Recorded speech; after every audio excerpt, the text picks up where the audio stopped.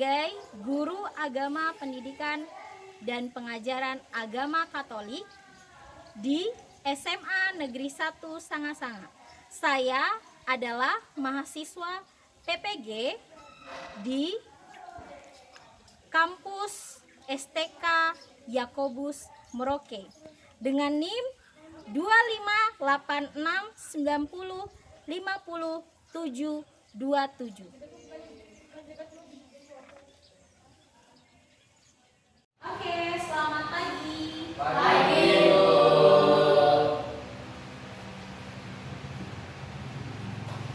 Baik, Ibu mau mengecek dulu kehadiran dari kalian.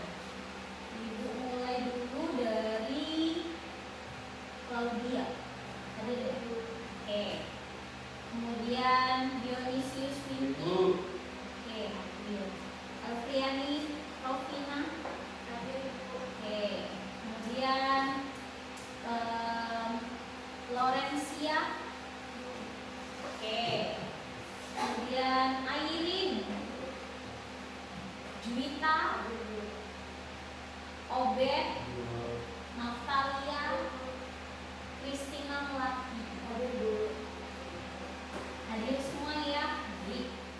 Jadi kita berdoa terlebih dahulu. Nah, Ibu meminta tolong kepada Dionysius Winky untuk memimpin kita dalam doa.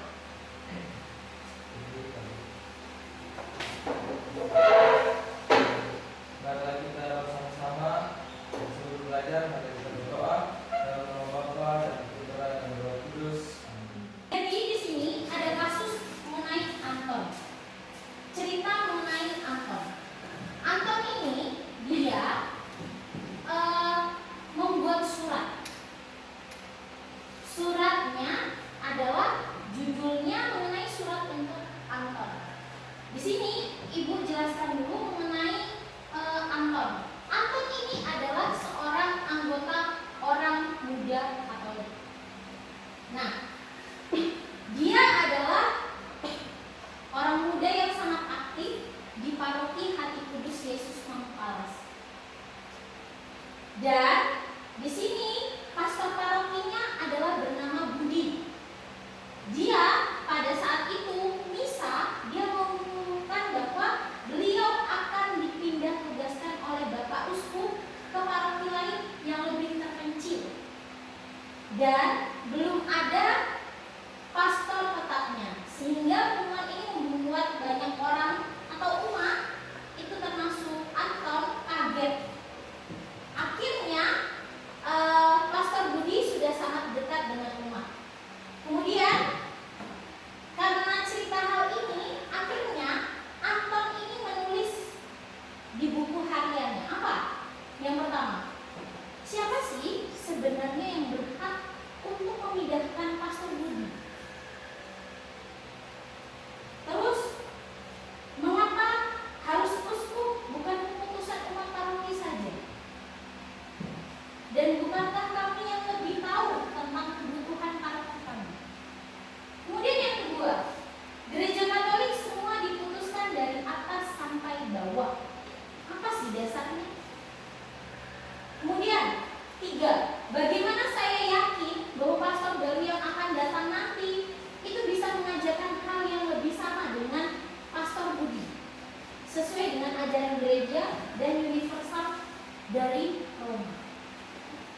Oke, baik. Tadi kalian sudah mempresentasikan mengenai hasil kalian berdiskusi mengenai yang kelompok pertama, peran uskup dan imam. Yang kelompok kedua, dasar hierarkis. Dan kelompok yang ketiga adalah peran paus dan kesatuan. Dari kasus Anton tadi, menurut kalian sudah terjawab dengan kalian membuat tadi? Dengan tiga pertanyaan ini. Yang pertanyaan Anton tadi, siapa sebenarnya yang berhak memindahkan Pastor Budi? Siapa? Uskup. Karena dia memangku satu wilayah.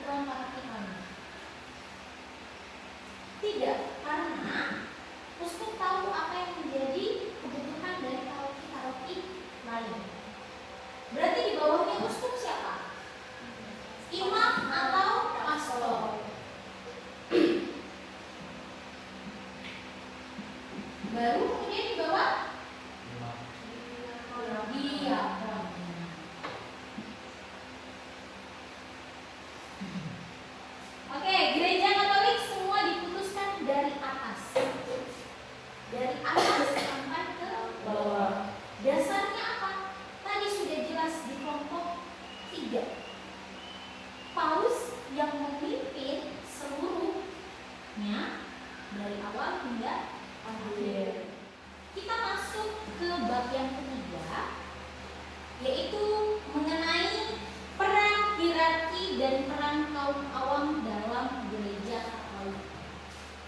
Oke, sebelum kita memulai dulu, kalian pasti tahu mengenai susunan yang ada dalam pemerintahan Indonesia. Apa dulu? Yang paling pertama, susunan pemerintahan Indonesia. Oke, pemerintahan Indonesia mulai dari presiden.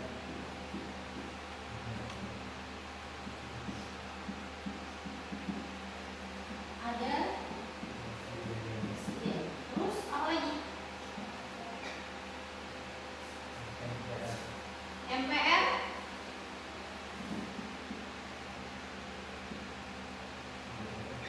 DPR. Kemudian rakyat ya. Nah, biasanya ada strukturalnya seperti ini. Untuk yang pemerintahan Indonesia. Sekarang kita lihat, ternyata dalam gereja Katolik itu juga ada susunannya, dan itu disebut dengan peran hierarki dalam gereja Katolik. Yang akan kita bahas hari ini adalah peran hierarki dalam gereja Katolik. Jadi dalam kesempatan ini kita akan belajar apa itu hierarki, kemudian gereja Katolik dan perannya hierarki itu dalam gereja Katolik. Nanti ibu akan bagi 3 ya. Tapi kalau 3, 9 bagi 3 berarti 3 ya. Nih, untuk kelompoknya. Itu dasar kepemimpinan hierarki dalam gereja. Ya, nanti Obed sama Iki sama Airin. Terus nanti Claudia, nanti sama Rensi sama Juita. Nanti Natalia sama Elvi sama Melati ya. Sama Melati ya. Oke. Sekarang silakan ke kelompoknya masing-masing. Yang kelompok 1 sini. Kelompok 2 sini. Kelompok 3 sini.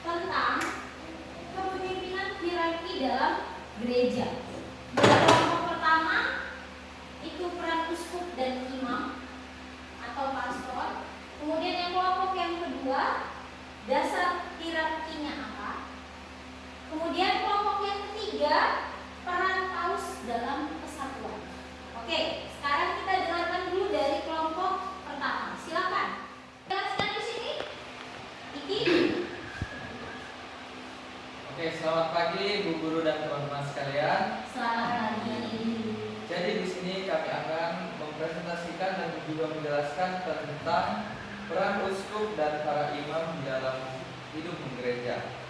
Jadi, para uskup atau pengganti para rasul dipercayakan Kristus kepada para rasul itu akan berlangsung sampai akhir zaman. Dan tugas-tugasnya itu, yang pertama, uskup memiliki tugas yakni menjadi pemersatu umat manusia dalam arti sesungguhnya disebut umat yang mereka bimbing. Mereka tidak hanya mempunyai berbagai macam pembantu dalam pelayanan, melainkan juga sebagai perutusan yang dipercayakan kepada para rasul dapat dilanjutkan sesudah mereka meninggal.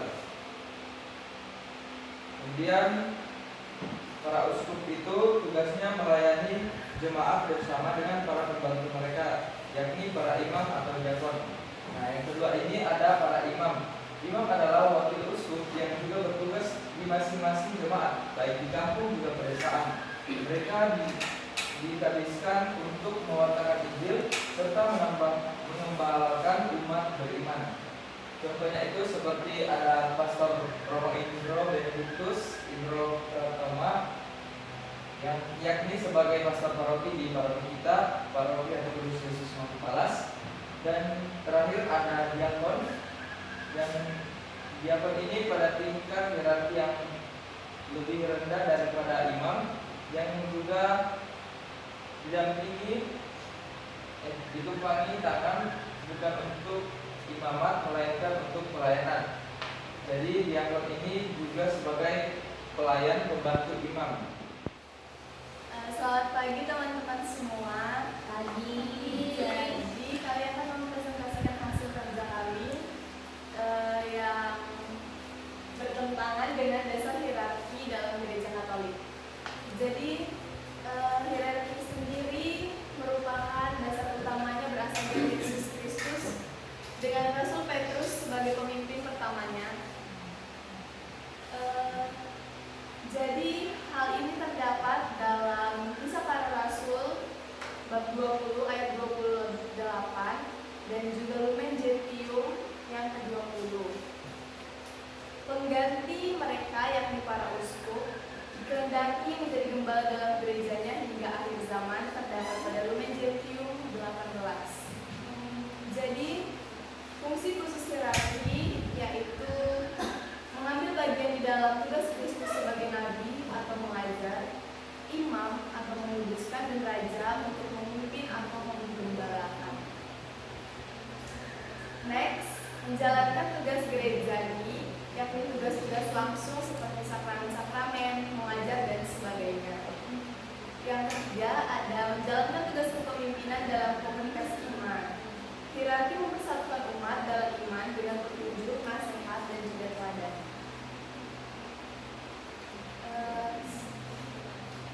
Untuk susunannya ada yang pertama Yesus Kristus, yang kedua Santo Petrus, yang ketiga ada paus-paus, dan yang terakhir ada kardinal-kardinal. Untuk kardinal, seorang kardinal adalah seorang uskup yang diberi tugas dan wewenang memilih paus baru bila ada seorang paus yang meninggal.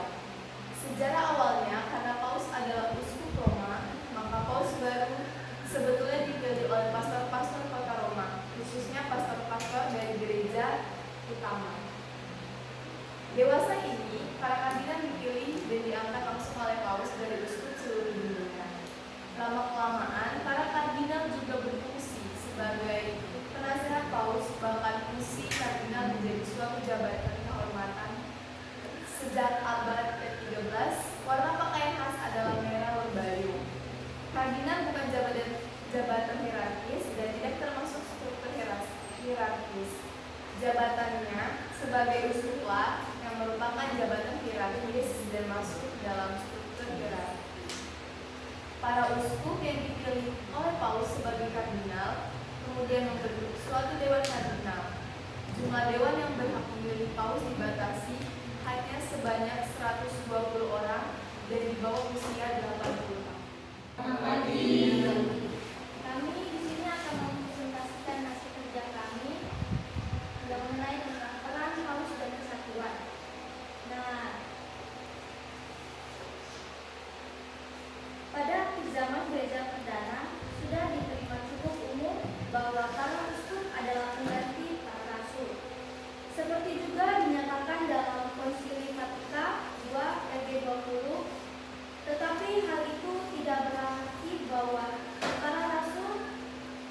Tidak berarti bahwa hanya ada 12 uskup karena 12 rasul. Di sini dimaksud bukan rasul satu persatu diganti oleh orang lain, tetapi kalangan para rasul sebagai pemimpin gereja diganti oleh kalangan para uskup. Adapun tugasnya uskup Paus Leo yang ke-14 adalah dia yang memimpin negara-negara Katolik di seluruh dunia. Adapun tugasnya itu menjaga keutuhan doktrin gereja Katolik, dan peran Paus menjadikan dan menjaga ajaran-ajaran gereja Katolik. Kristus mengangkat Petrus menjadi ketua para rasul lainnya untuk mengembalakan umatnya. Paus mengganti Petrus adalah pemimpin para uskup. Menurut kesaksian tradisi, Petrus adalah uskup Roma pertama. Karena itu, Roma selalu dipandang sebagai pusat dan pedoman seluruh gereja. Maka, menurut keyakinan tradisi, uskup Roma itu mengganti Petrus, bukan hanya sebagai uskup lokal, melainkan terutama dalam fungsinya sebagai ketua dewan pimpinan gereja. Paus adalah uskup Roma, dan sebagai uskup Roma, ia adalah pengganti Petrus dengan tugas dan kuasa yang serupa dengan Petrus. Hal ini dapat kita lihat dalam sabda Yesus sendiri. Berbahagialah engkau, Simon bin Yunus, sebab bukan manusia yang menyatakan itu kepadamu, melainkan Bapakku yang di surga. Dan aku pun berkata kepadamu, engkau adalah Petrus, dan di atas batu karang ini aku akan mendirikan jemaatku, dan alam maut tidak akan menguasainya. Kepadamu akan kuberikan kunci kerajaan surga. Apa yang kau ikat di dunia ini akan terikat di surga, dan apa yang kau lepaskan di dunia ini akan terlepas di surga. Tadi ada selentingan sedikit mengenai siapa sih dan bagaimana para paus, uskup, dan imam itu dia bertugas di dalam kebutuhannya mereka masing-masing. Misalnya yang pertama, kita tahu, kita membaca dan menyimak kitab suci. Yang diajarkan di sini adalah salah satu baca, silakan. Lorencia yang sudah siap dari lihat kisah para rasul. Tadi bagian kalian ya. Ya, silakan Lorencia. Kepada mereka itu para rasul berpesan agar mereka menjaga seluruh tawanan tempat Roh Kudus mengangkat mereka untuk menggembalakan jemaat Allah. tadi hasilnya mana tadi kalian? Nah, hasilnya kalian tadi ini sudah benar ya? Kita lihat di sini. Ini sudah benar. Sudah benar kenapa? Karena yang menjadi kepalanya dalam gereja Katolik adalah Yesus. Baru kemudian diturunkan ke Rasul Petrus sebagai pemegang kunci kerajaan surga. Baru diberikan kepada Paulus. Jadi dari hal ini kita sudah bisa menjawab sedikit-sedikit mengenai peran hierarki itu adalah gereja. Dan hal ini juga ada dalam Lumen Gentium ke-18, yaitu pengganti mereka yakni para uskup dikehendakinya menjadi gembala dalam gerejanya hingga akhir zaman. Kelompoknya satu tadi sudah menjawab mengenai gunanya uskup di perwilayahan. Uskup yang memimpin perwilayahan. Kemudian setelah uskup siapa? Wilayah yang lebih kecil lagi, ini yang besarnya. Yang lebih kecil lagi siapa? Imam perwilayahan. Jadi maksud dari penetapan ilahi para uskup menggantikan para rasul sebagai gembala gereja ialah bahwa dari hidup kegiatan Yesus timbullah kelompok orang yang kemudian berkembang menjadi gereja, dan itu ada sampai sekarang. Ya, oke. Selanjutnya, fungsi khusus hierarkisnya mulai dari menjalankan tugas gereja ini, yakni tugas dengan berpegang pada kehidupan gereja seperti pelayanan sakramen, mengajar, dan lain sebagainya. Kemudian yang kedua, menjalankan tugas kepemimpinan dalam komunikasi iman. Corak kepemimpinannya ada beragam, ada kepemimpinan dalam gereja. Kepemimpinan dalam gereja bersifat mengabdi atau pelayanan. Ya, kayak misalnya menerima sakramen itu juga termasuk pelayanan.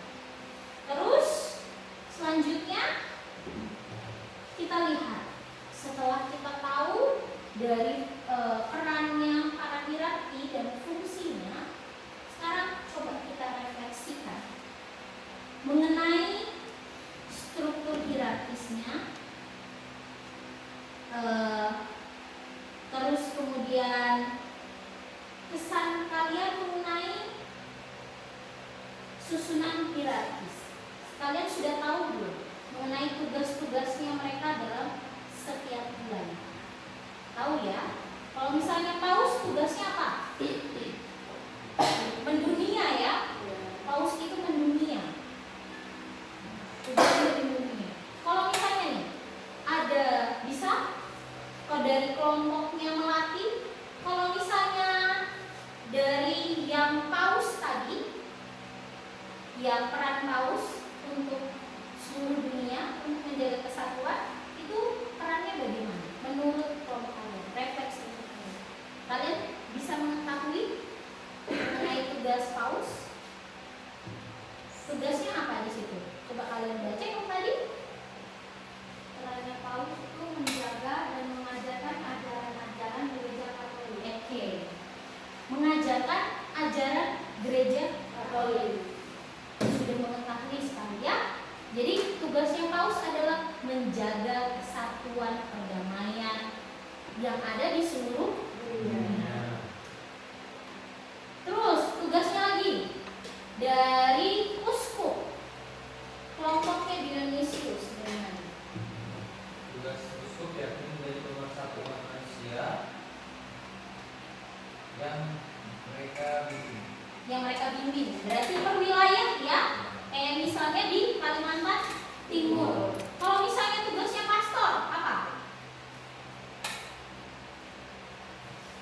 Tugas pastor atau wakil uskup itu bertugas untuk mendampingi juga mengembalakan umat beriman, tapi dalam konteks yang lebih Kecil. kecil. Oke, lebih kecil ya. Kalau misalnya kalian tadi yang kelompok 2, berarti merefleksikan sudah tahu ya mengenai bagaimana tugas kalian di mana? Yang tugas untuk yang kelompok 2 yang berakar dari siapa? Yesus Kristus. Baru kemudian mulai ke Santo Petrus. Kemudian ke para paus. Di sini kalian sudah mengetahui hal ini ya. Jadi kesimpulannya adalah Paus dan Petrus itu adalah pemimpin para uskup. Jadi Kristus mengangkat Petrus menjadi ketua para rasul. Kemudian uskup dan imam adalah sebuah jabatan suci yang diberikan kepada seseorang yang telah menerima sakramen tabisan tingkat 3. Tingkat 3. Dan tugas uskup di tempatnya sendiri dan paus bagi seluruh gereja adalah nomor 1. Jadi para imam dipanggil untuk melayani umat Allah sebagai pengganti